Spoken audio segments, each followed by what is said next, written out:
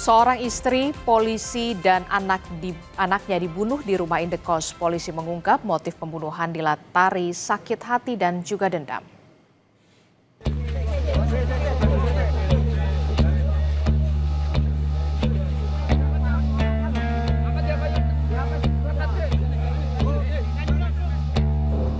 Duka menyelimuti keluarga Aibda Iswandi di Kecamatan Purwoasri, Kediri, Jawa Timur.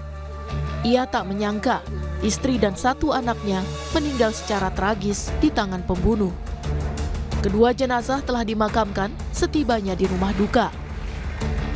Peristiwa nahas itu terjadi di sebuah kamar indekos di Jalan Mongin Sidi, Nganjuk pada 25 November 2025. Mendengar keributan di indekos, warga datang ke lokasi dan melihat kobaran api dari dalam salah satu kamar.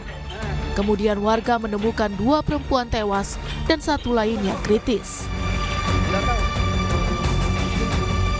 Setengah malam.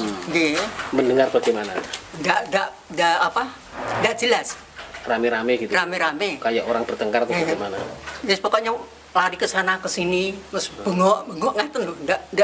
Terus setelah itu yang ibu dengar begitu, terus bagaimana respon ibu? Buka pintu atau bagaimana? Saya dari jendela.